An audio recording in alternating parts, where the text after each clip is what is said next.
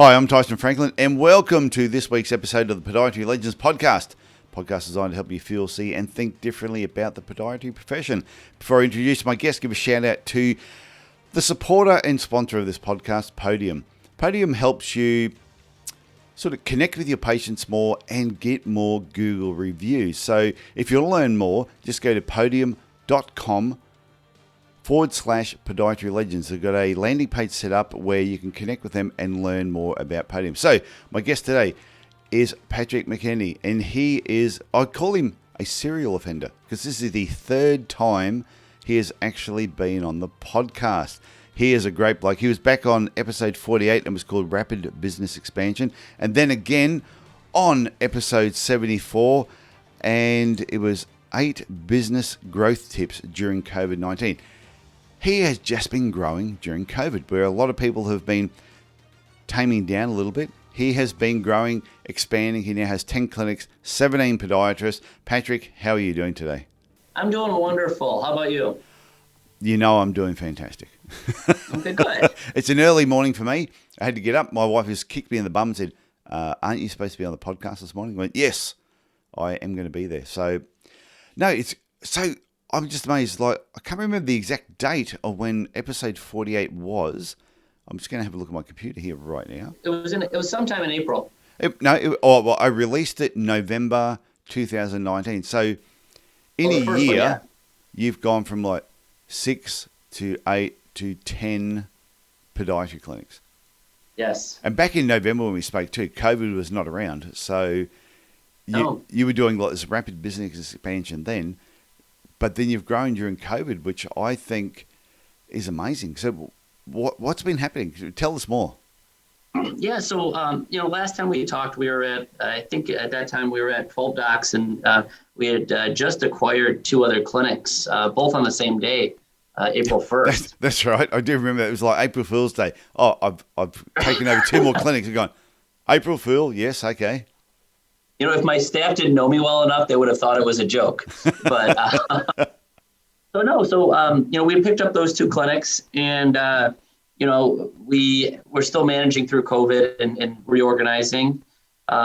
Just not reorganizing our clinic itself, but just reorganizing how we handle patients. And realizing that we had some patients who were extra sensitive about COVID, and then we had the kind of COVID deniers that were starting to come in too. Because here in America, because of the freedoms we have freedoms to not believe science. And so, but I know what you mean about the whole where when we were getting all the election stuff over here, and you'll see there will be masses of people in one spot, people wearing masks, and there's people going, "I'm not going to wear a mask. It's against the Constitution." So that's right. What you're facing at the moment. Yeah, and it's interesting because I know you deal with talking about reviews and things like that as you were talking about Podium. But, we had a patient the other day who left a bad review, and they said the doctors was great, the staff was great, but the person one of the people at the front desk had their mask only over their mouth and not their nose. I can't believe that this office allows politics to come into play when it comes to treating patients. Oh, wow. And I mean, this is somebody who was sitting in the lobby who, like, I never saw it with the mask down, and my staff's busy doing their job, not, trying to police, 3 people in the lobby. And, it's just such a hotbed topic for certain people that they already just go and assume that that's why you're allowing this, is because you're supporting Trump and you think that that's okay. So it was one of your staff members, was it, or? No, it was a patient. Oh, so it's not even someone you can control. It was a patient that came in who had the mask just over their mouth, not their nose. Yeah, right. And another patient has written a review saying that was bad because you treat Trump supporters. How Pretty dare much. You? I know. but that's why it's been such a hotbed topic for everybody, and it's been so politically charged, and it really shouldn't be. Oh, we should call this episode Donald Trump. Well, then we'll be on Twitter and he'll be saying how great we are. Yeah. That's amazing. So with the whole COVID thing that's been happening at the moment, I take it that like you've had to make a lot, like you being in the US, compared to Australia, for example. Like they'll shut a whole state down over here because, like Victoria, as I'm speaking, is just coming out of lockdown, and we've had that because they've had 0 cases for 2 days. I'm sure there'd be states in America. The thought of having anything under 1,000 cases, they'd be going, oh, it looks like we're looking good. 1,000 sounds like a good day. Just north of us in Wisconsin, their positivity rate's over 20%. God, wow, that is just, it's amazing. Hopefully they find a cure so I can get my ass back over the States, because I enjoyed over there so much, but I didn't realize how different. And I've had a few Australian friends say, I didn't realize I always knew we were different to America, but I didn't realize how different we were until the whole COVID thing and people throwing their hands up about their rights and the Constitution. Whereas in Australia, we go, yeah, it is what it is. UK, they're like, yeah, it is what it is. They're pretty relaxed as well. Yeah, well, and I don't think it helps that, the president said, well, I don't really need a mask. And people who follow him kind of followed that way, and no matter which side of the coin you're on, good science is good science. And I don't understand why it's so hard for everyone to follow that. Hey, do you reckon he actually had COVID, or do you reckon it was like that movie Wag the Dog? He got his ass kicked in the first debate, and then the next day he gets COVID, all of a sudden he's positive for COVID. Very good question. But then 5 days later, he's walking around going, "Hey, yo, I'm cured, and I'm immune." And Sleepy Joe. Stronger afterwards. Yeah, I'm still, what sort of president do you want? Do you want Sleepy Joe, who's hiding in a basement from COVID, or do you want Trump, who is out there? I'm immune. Right. Yeah, there's so many conspiracy theories about all this stuff. It's hard to sometimes know what's true and what's not. I know. It's very difficult. So back to your clinics. You've gone from 6 to 8 to 10 during COVID. What clinics have you taken over recently, and why did you take them over? What's the thought process behind this whole progression of growth? Well, so we picked up those 2 clinics in April, and I always kind of say, well, we were good then. We were organizing stuff and getting into good spots. I ran into issues where I started finding some real good doctors who were coming out of residency. Yeah. And I kind of believe if I have a good doctor, I think we've talked about this before, that you can just put them anywhere and they'll be successful. Oh, hell yeah. I started finding good doctors popping up, and I'm like, I need this doctor, so I started signing down a contract, and then I'm like, there's somebody else. I need this one too. And so one of the practices we had purchased in April, one of his friends called and said, hey, I heard you bought so-and-so's practice. Come by mine. He's like, my rent's, he called me May 1st. He goes, my lease is up at the end of the month. He's like, I'll sell it to you for a COVID special. He's like, I was just thinking about retiring. If you just give me some money, I'm okay. Yeah. And so we worked out a price within 2 weeks, had a signed contract, and literally took over 2 weeks from the day I had my first phone call with him. I tell you, I keep saying that it seems to be like all the success just falls in your lap, but it's all the prior work you've done which has led to the success falling in your lap. I'm sure somebody, if they go back and listen to episode 48, episode 74, they're going to go, God, he's got like the Midas touch. Everything just sort of falls your way, but that's what success is all about, doing the hard work, and then it makes success look easy. Yeah. Well, and there's a quote, and it's one of my favorite quotes, and it says, luck is what happens when preparation meets opportunity. Oh, true. And so, for me, I'm always looking for new doctors. I kind of keep a bullpen of docs who are interested in, who are looking for jobs. And when an opportunity comes up, I go, oh, that doctor would be perfect for this clinic. And so then I make, a phone call, say, hey, I got this opportunity. Would you be interested? All right, I'm going to work on a deal. Now, we already have contracts set up and everything. So it makes it easy that I'm just like, well, I've got this contract. Take a look at it and see what you think. So with your 10 clinics, how often do you go around and visit each of the clinics, or do they sort of just, they run, you look at the numbers look good, you don't bother about going out there? Yes, to both of those. So first off, you got to look at your numbers, and you have to look at, and I have friends that just look at what they collected each month. And if they collected enough each month, they're happy. That's the only number they look at. But, you have to look at, what your charges are. You have to look at, what your collections are. You have to look at, when the money's coming in. Is your money coming in 30 days in this clinic and 60 days in this clinic? Is there a delay with patients paying you? Yeah. There's so many numbers to look at, number of new patients. My favorite report is that I run it's a one and done and two and done, meaning like someone sees you for your first visit and they don't come back, or if after 2 visits, they don't come back. And what I extrapolate from that is, all right, did you not tell the patient enough information to make them feel like it was worthwhile to come see you? Did you, when you talked, maybe didn't connect with the patient? Or did you see the patient and go, I know your heel hurts, we'll get some orthotics if you want, come back if it hurts. And then you minimize it to the patient that it's not important. To them, it was important enough to block off a portion of their day, pay for an appointment. And you have to look at yourself in that shoe and say, okay, if I'm paying this much money for a visit, did the patient feel like they got what they needed to out of that visit? And sometimes saying something as simple as, is there any other questions I can answer for you? Or did you get everything you needed to out of this visit today? Or is there anything else? And I find that sometimes patients will say, yeah, I do have another question. And sometimes they're afraid to ask, from your tone, they feel like you're rushed, or that, maybe you were running a little behind and they feel like they didn't have enough time. And so to me, sometimes that closes the loop on that visit with that patient and saying, this is what will make them feel like they got the full value for their visit. So we look at this, and then, you can get kind of averages. When you have 17 doctors, you can look and say, all right, we're finding that, the average one and done, and this is just a number I'm pulling out of the sky, is 4%. Is 4%. Well, why is this doctor 20%?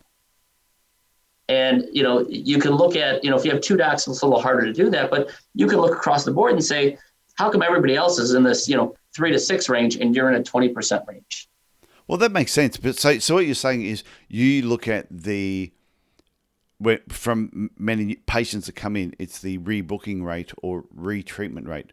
So a new patient comes in, and then what happens with that patient over a period of time. We used to do a very similar thing. We used to have what we called a soft conversion and a hard conversion rate.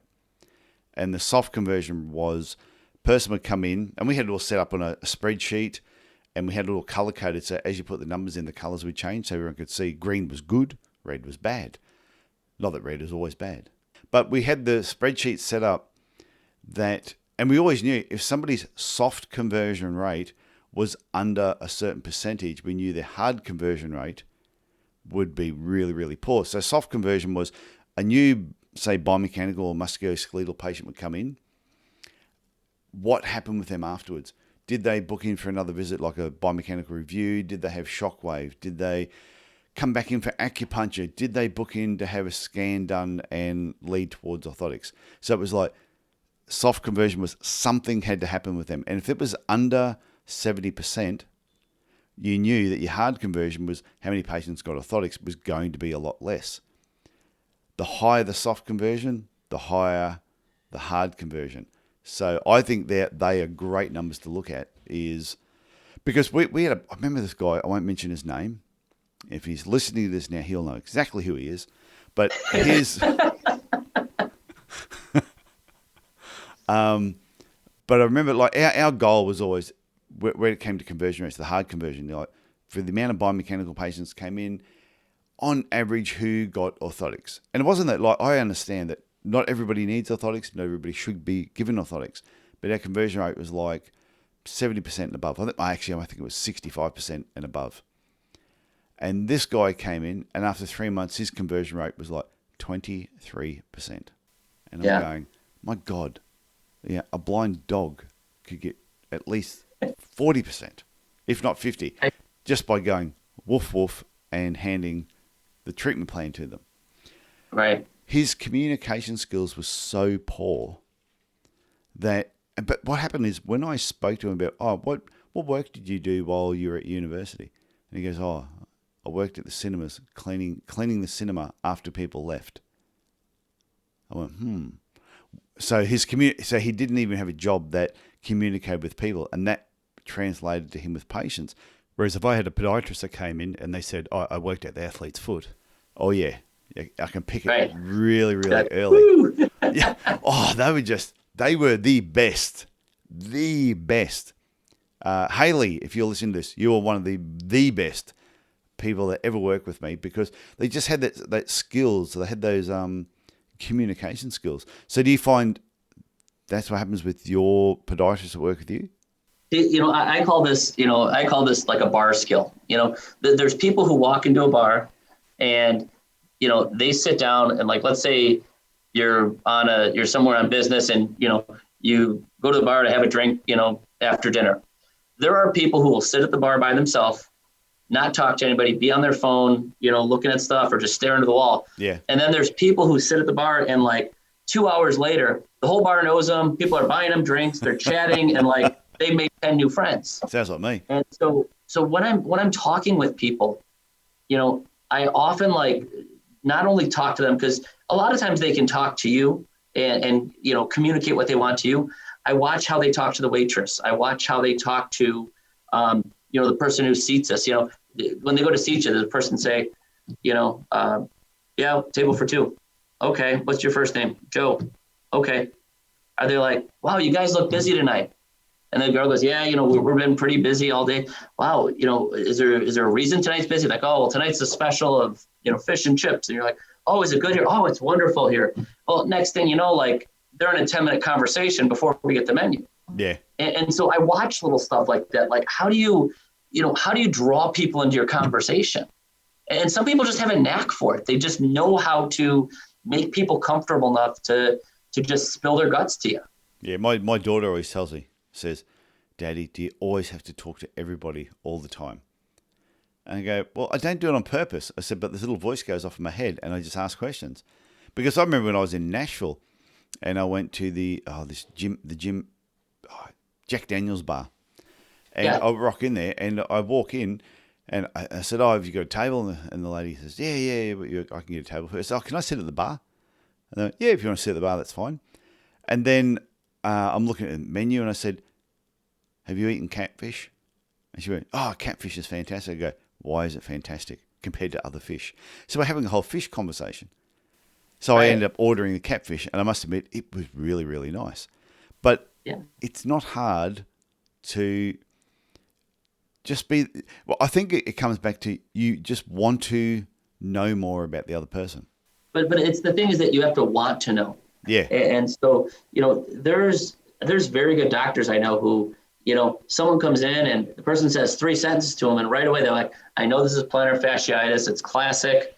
They need an orthotic. They need a cortisone shot. They need this or that. But it's not just that. We're not just diagnosticians. We actually have to be people that are involved in our patients' care. And so, I've got a few doctors out of residency right now. I had 3 of them that all started within like 2 months of each other recently. And, I sit down and talk to them and I'm like, they'll come out of a room and they'll be like, all right, I know what it is. We're going to get some x-rays and do this and this. I'm like, you were only in there for 2 minutes. Well, I know what it is. And I go, it's not about that. Yeah.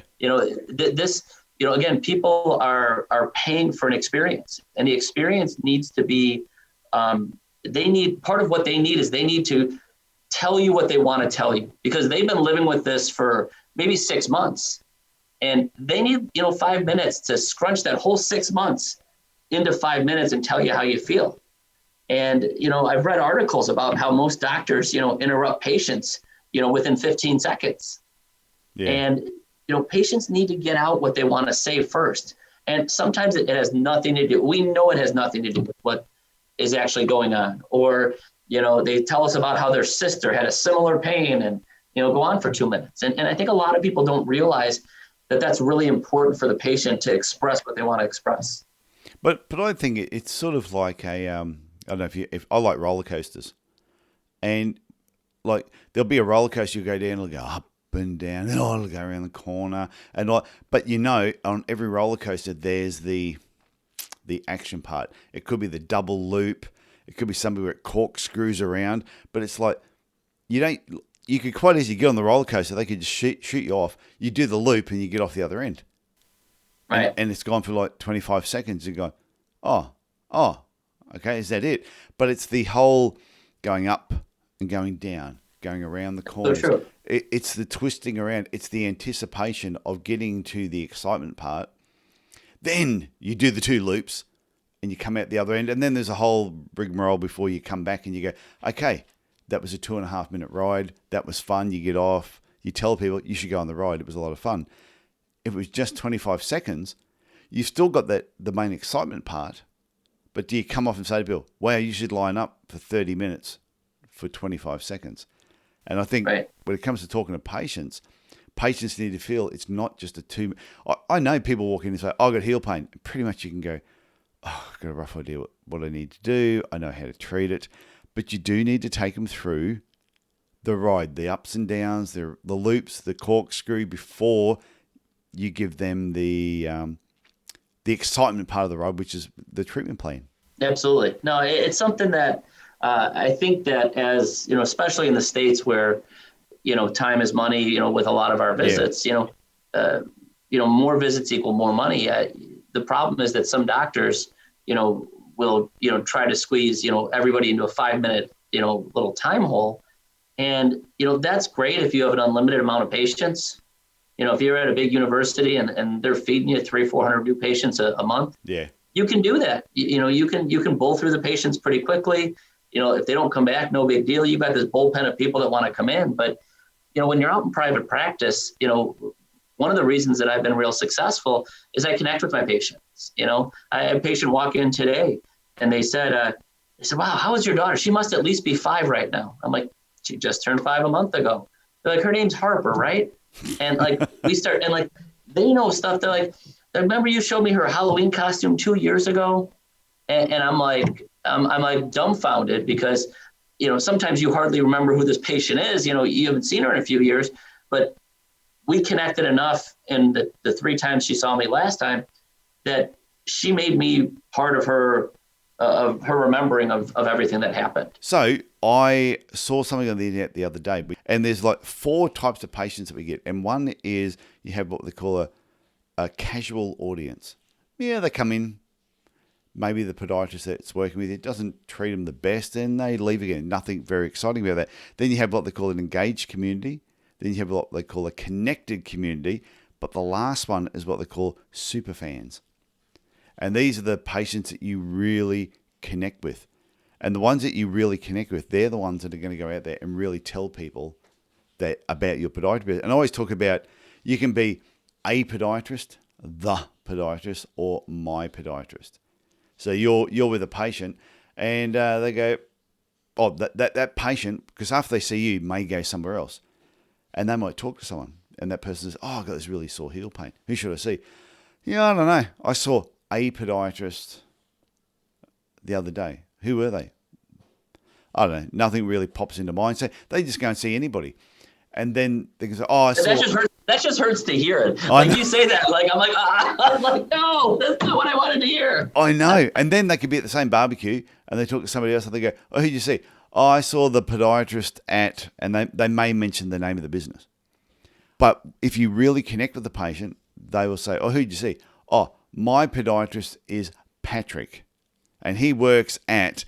And they'll say the business name. So I think a lot of podiatrists coming through, sometimes they are just a podiatrist. Or they might be the podiatrist. But what you really want to be is my podiatrist.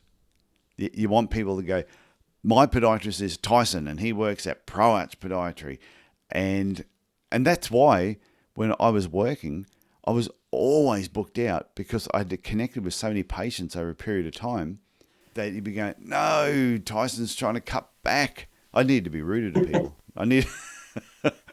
Well, and so I'm in a position where, as we get bigger, I need to cut back some of my patient hours so that I can manage. I got to put on, take off the doctor hat. The 10 clinics you've got, how many of them do you work at? Just one. Oh, okay. So I had been at several clinics, working 5.5 days a week. And so now I'm 3 days a week, but my other 2 days a week are often filled with surgery too, though. So surgery and management and that kind of stuff. So, do you enjoy the surgery? I do. Mm-hmm. It's kind of my time. It's it's a time where there's problem solving. There's, kind of good, get your hands on stuff, mechanical work, and it's very dynamic. And so like for me, it's like my happy place. When you're in the surgical room, that is your happy place. Yeah, it is. Well, you're getting to fix people, and when you're seeing people in clinic, there's 10 things that we see that it's probably 80% of your visits. Yeah. And, so at times it can get a little monotonous with, yes, you have an aroma. Here's the options for treatment. Then the next person comes in and you're like, all right, you have an aroma, also. And, here's what we need. I love that. You have an aroma also. So, but, when you're in the OR, even though it's just a bunion, it's not always the same bunion. Just because it's a flat foot, it's not always the same situation as the other ones. And in the OR, monotony, when you run into monotony, it's a happy thing. Yeah. When you run into monotony in the office, it's kind of like a negative. But in the OR, it's like, wow, everything went so smooth. I had no problems. This is a wonderful thing. So when you started podiatry, you knew surgery was a big part of it. Was that something that always interested you? When I started doing it, I found it very interesting. It was, when I first started, actually, when I went to college, I was going to be a physical therapist. Oh, right. Okay. And I had started going through school and taking the prereqs, and, I shadowed in clinics that, did physical therapy. And what happened is that one of the physical therapy clinics I was at, they were subleasing some of their space to a podiatrist. And so, we'd have times that like someone didn't show up for a visit when I was shadowing. And, I had been seeing a lot of podiatry patients who were referred over in the clinic. Yeah. And so I'd kind of just wander over, hey, what's going on over here? Show me some of this. So I don't think I've ever asked you how you got into podiatry. So you wanted to be a physio. Yeah. Do they call them physiotherapists in the States? They're physical therapists. There's a different thing called a physiatrist. Oh, geez. Okay. Which is a whole different category. It's usually an MD, but it's something that's more, it's kind of like a really souped up physical therapist that also does different types of testing. They do EMGs and NCVs and do other types of stuff beyond that. Yeah, in Australia, I call them glorified masseuses.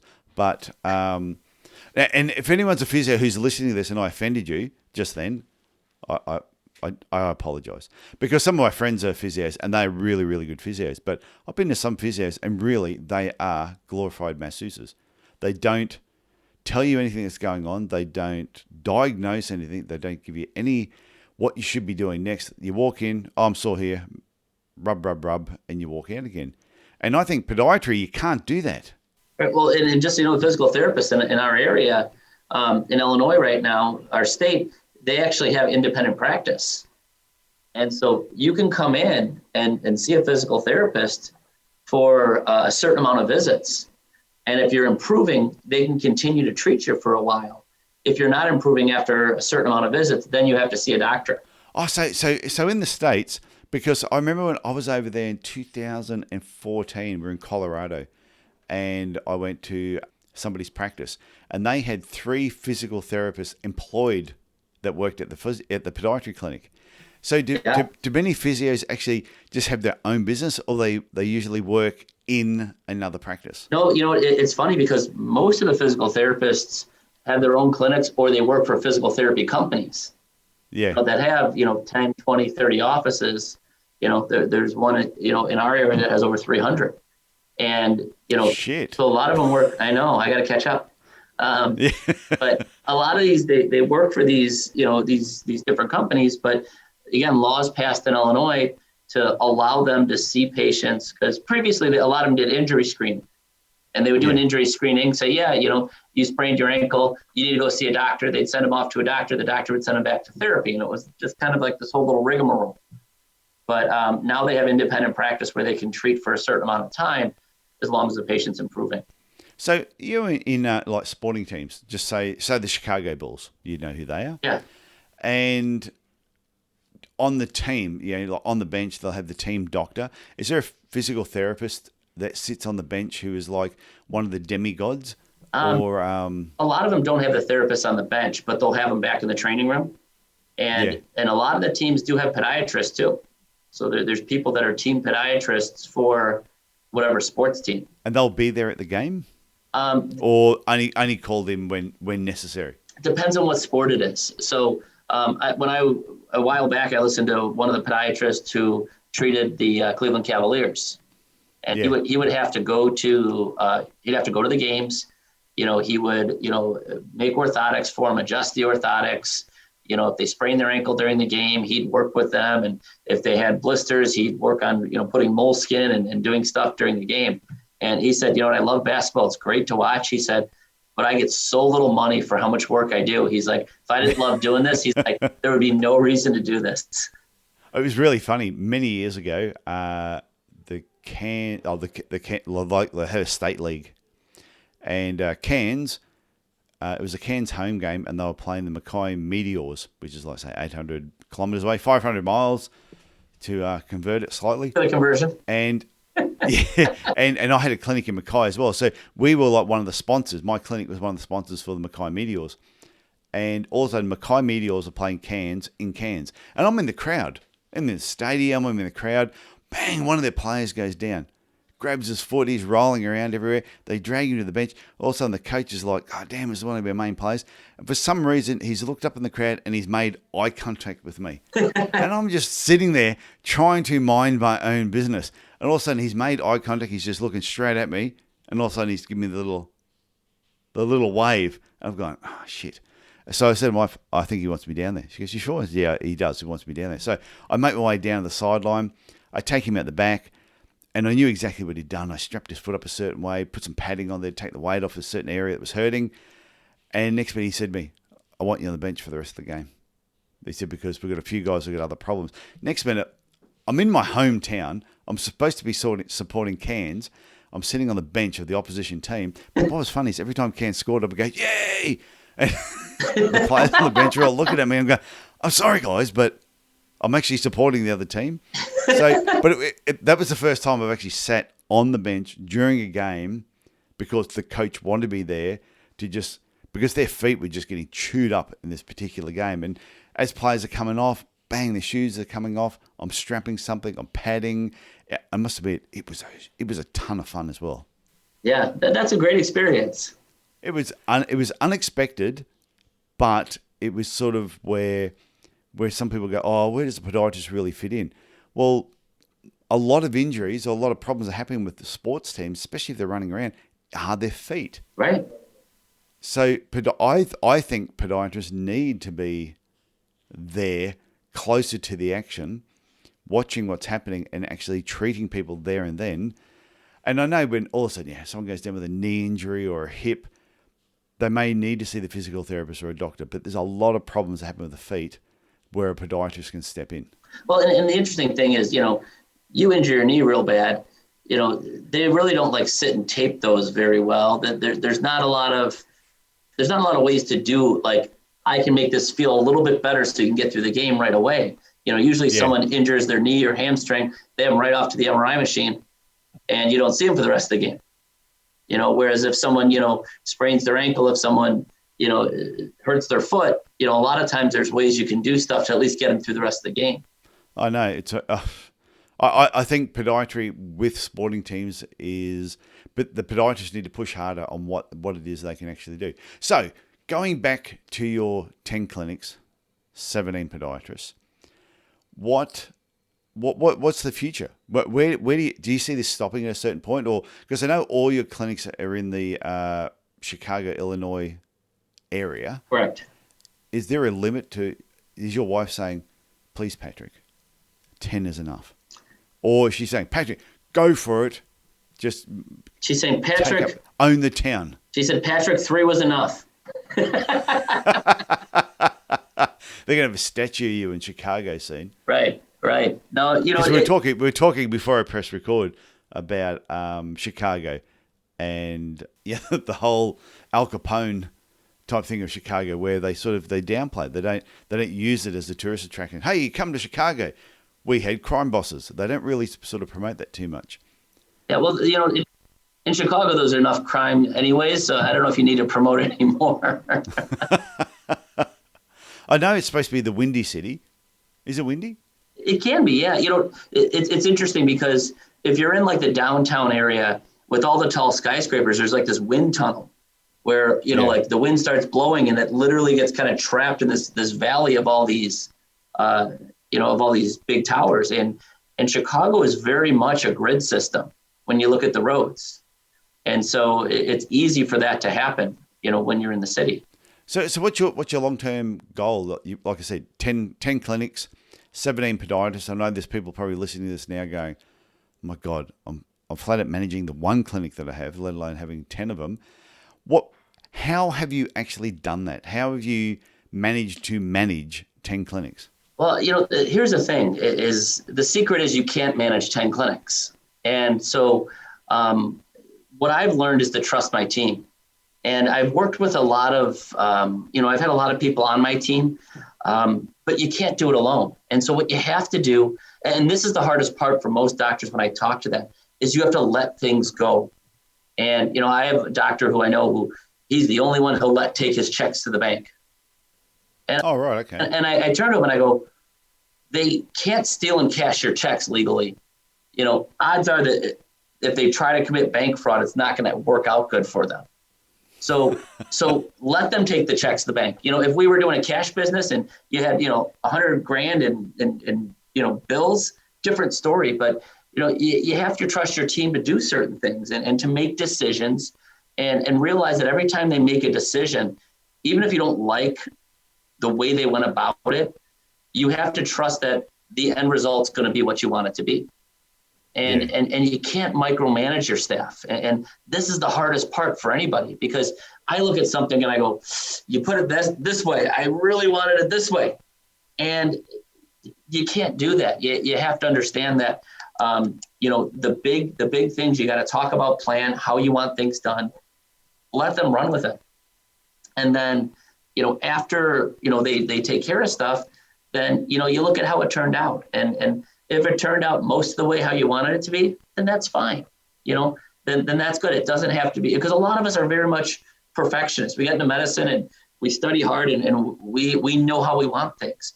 But you have to understand that, as long as things turn out in the trend of how you want them to be, then it's okay. It doesn't have to be perfect. So are you saying, like earlier on, you were saying you look at certain numbers. Your other clinics that you don't visit, do you just look at the numbers that come through each week and you sort of go, I know it's tracking well because of particular numbers? Are there certain, like I know you said one of the numbers was just the rebooking rate, right? Yeah. 1 and 2 booking rates. Is that the key thing that you look at on your clinics that you don't visit? So number one, I do visit my clinics from time to time, but I'm not there breathing down people's neck all the time. I have a structure of staff. We're up to 73 employees now. That includes doctors. Yeah. And so, if you're in a clinic right now and you have, 6 people working for one doctor in your office, you're more overstaffed than I am. Yeah. If you do the math. So, but what I do is I do have, we've divided ourselves into 3 regions out of the 10 offices. And what I have is, I have an office manager in each region who manages all the clinical stuff. And then I have site managers who manage supplies, and they manage, if there's a problem with the building, if there's issues, with pipe breaks and someone needs to call the landlord, all that kind of stuff. So I have different people who are kind of managing for me, and then they report back to my higher level staff, my director of operations, my clinic manager.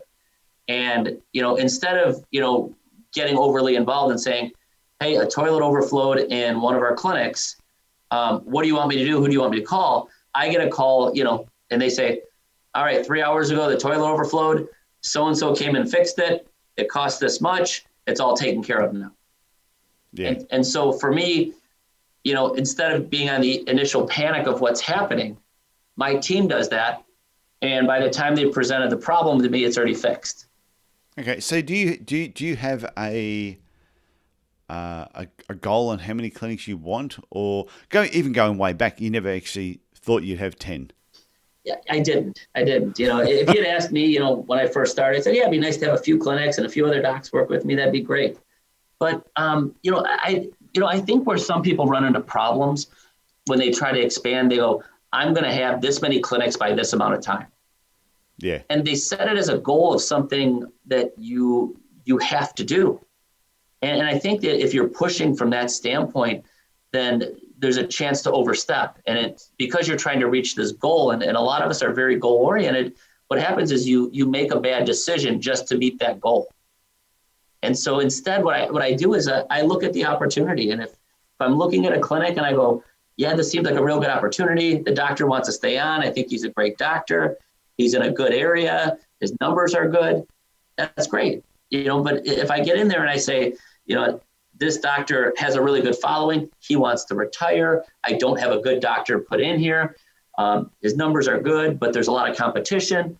You need to look at that and say, it's kind of 50-50. Is it worth taking that leap when I already have all these other clinics that are doing well? And I think if you have this set goal of I have to do this amount, then I think sometimes you may spin, you may throw the dice on something that you wouldn't normally do. I love the approach that you've done where you will look at a clinic, you go, no, that doesn't fit, you don't buy it. But if it does fit with what you're doing, you just take it over. Yeah, and again, I think that's the big thing. For every clinic I've bought, I've looked at one or two where I haven't. And, some of them, it's the wrong time. Sometimes it's the wrong clinic. Sometimes it's an oversaturated market. Sometimes you're looking at somebody's numbers and they just don't add up. And you're like, how's one guy doing this much business by himself and have these numbers? I couldn't do these numbers working 7 to 8 days a week. How's this guy doing this working 4 days a week? Do you try and keep them on when you see someone that good? Do you sort of go, I want to keep them on because I want to learn what they know. Of course. And I want to get that culture of their business spread like a virus, not a COVID virus, just a normal virus, through the rest of the people that are working with you. Well, and here's the interesting thing, and in the U.S. there's this big dichotomy between a lot of older doctors who didn't have a lot of surgical training or had no surgical training and do either a little bit of surgery or no surgery. And then these young guys who are, putting in total ankles and doing big Charcot reconstructions and, all kinds of major, reconstructive surgery. And there's a huge divide between the two. And, what I find is that, I'm kind of like right in the middle of that generation. I do everything, but I also had some of that older guy training too. And so with some of the younger guys, I tell them, I say, you may know more surgery than this older guy, but he knows a lot of stuff you don't know as far as, just diagnosing stuff without ordering an MRI. Sometimes the young guys, they see a patient, every patient after the first visit, they're getting an MRI because the MRI tells you the answer. And I say, listen to these older guys. They had a tuning fork and their hand, and that's all they had to diagnose a stress fracture. And they figure out how to do that. And they can teach you some of this stuff that you may think you know, but you don't. That's so true. Yeah. I remember having like, say, some new graduates working with me, and every single patient that was coming in, they were sending off for an X-ray. X-ray on the here, X-ray. I'm going, I get it.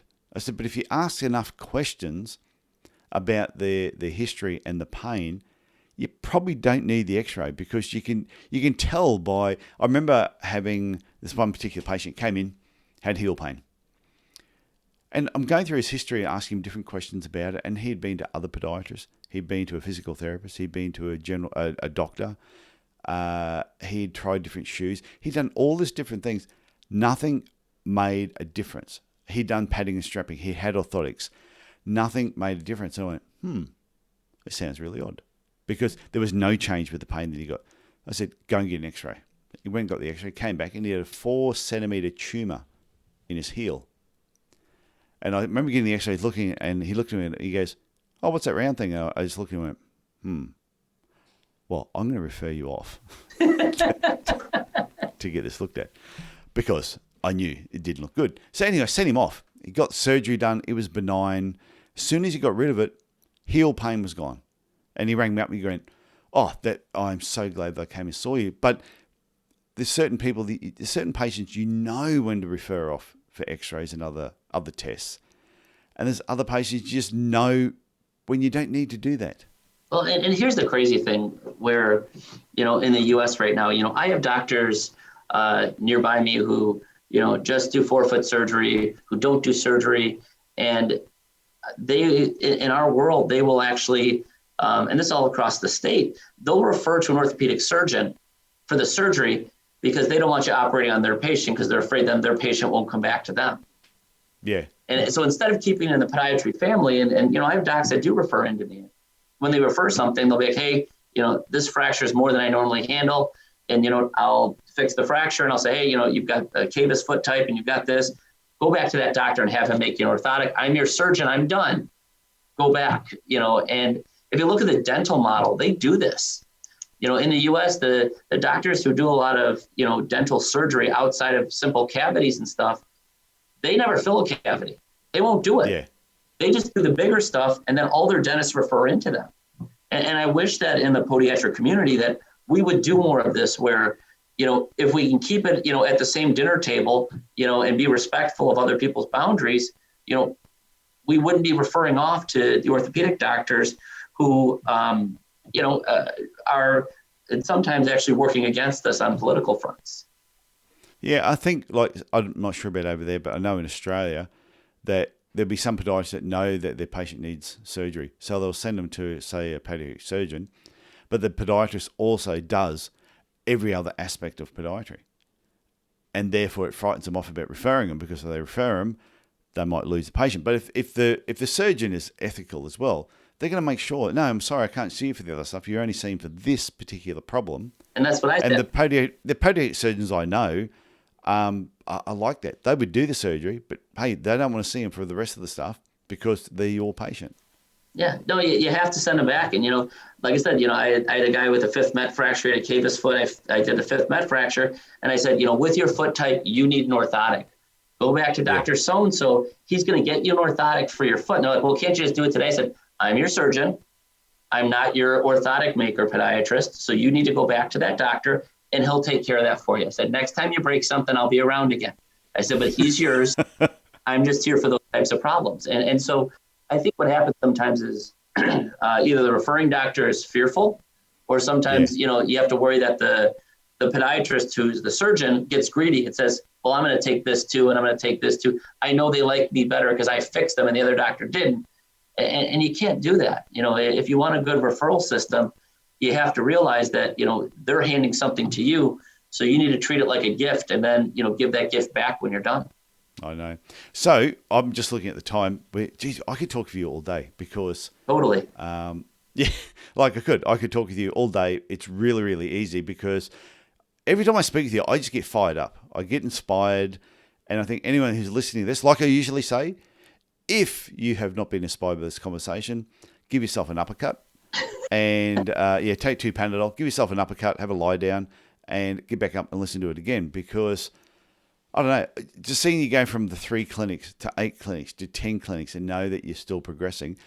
Before we finish up, have you got a final tip on anyone who's listening to this now? Because you know what, you will be back because you are a serial offender. So, you can't help yourself. I have to keep getting you back to see your progression of your career over the next 20 years. Hopefully I'm still here, still doing the podcast. I may sound a little bit older by then. Well, by then there'll be better filters where we can make us sound younger. We can put more hair on us. Yeah, I can put my hair on myself. I can look better on the video. And I won't drink the night before. So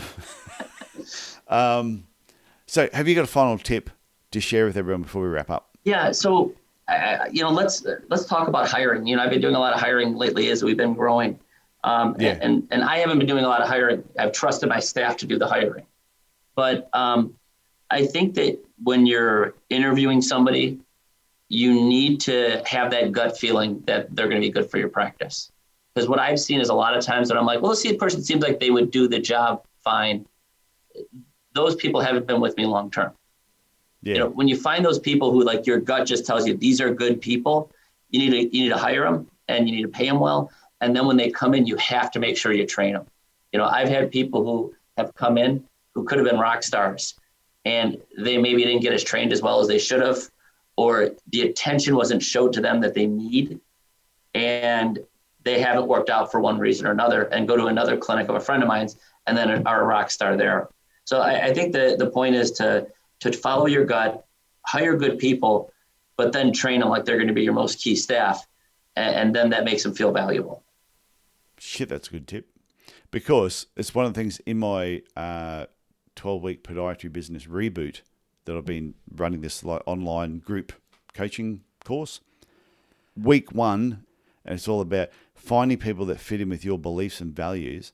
And once you get that part right, you can teach the rest. But sometimes they try and bring in someone who's just a superstar, but the culture, their beliefs and values are complete opposite to yours.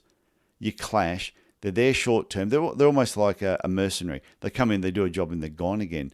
Whereas you want someone who is really going to be part of the team. And I think that's a great way to finish. So, Patrick, I want to thank you for coming on the Podiatry Legends podcast for a third time. Be 3 of many, I'm sure. So thank you very much for sharing your knowledge, sharing your progression over a period of time. I appreciate talking with you. I always have a great conversation with you, and you're right. I think this could be a 15-part talk if we're not careful. I think it's going to be. And I've got your associate that I'm talking to later today, which that episode will come out after yours. Got to put a bit of a gap between it. Right. And you've got, and the person that's going to be coming on is an Australian podiatrist who did podiatry in Australia and then went to America, did podiatry, and now he's actually working with you and has become part of your team. So that's going to be exciting. It's interesting because I've sat down with him a lot, and every time I sit down with him, I learn more about the story. And it's going to be interesting because I think talking to you, you'll probably get some of the story in a different way, and so I'm actually interested in hearing that. Yeah, and I'll dig some stuff out that he didn't know he was even going to say. So, Patrick, thank you very much. Thank you. Well, I hope you enjoyed listening to Patrick today, and I must admit, every time I talk to him, I do get inspired. I did say that a few times during the recording, and his progression over the last 12 months or so from 3 clinics to 10 clinics, and just his attitude towards how he's actually building this, I think we can learn a lot from it. And I can't wait to see his progression over the next 5 or 10 years. It's going to be amazing to see where he actually goes. And I can actually say I knew him when. So before I finish up, I just want to mention, and I did mention it briefly just while we were talking, about my next 12-week podiatry business reboot program. It's a group coaching program. Next one kicks off on the 13th of January 2021. And it's going to be 5:30 p.m. Brisbane time, which will be 6:30 p.m. Sydney, Melbourne, 7:30 a.m. United Kingdom time. So if you feel your business needs a little bit of a reboot, it needs some inspiration, it needs some motivation to take it from where it is now to where it needs to be, go to my website, tysonfranklin.com, hover over the coaching section, and go to the 12-week podiatry business reboot. And all the details are there. It's only $1,499 for the full 12 weeks. And that's Australian dollars. So if you're in the UK, it's almost like half that price. So go there, go to the page, check it out. If this sounds like something that you want to do, there's limited places. There's already a couple of people that have booked in for the January group. And I'm only doing one group at a time, which means there's only going to be 4 groups per year. So go and check it out. And one last thing, if you're enjoying the podcast, please tell your podiatry friends. And if you get the urge, please leave us a review. We always ask our patients for reviews. So I can't see why I cannot ask the listeners for a review on iTunes or whatever your favorite podcast platform is. Okay, that's it for me this week. Look after yourself, look after your family, and I will talk to you again next week. Bye for now.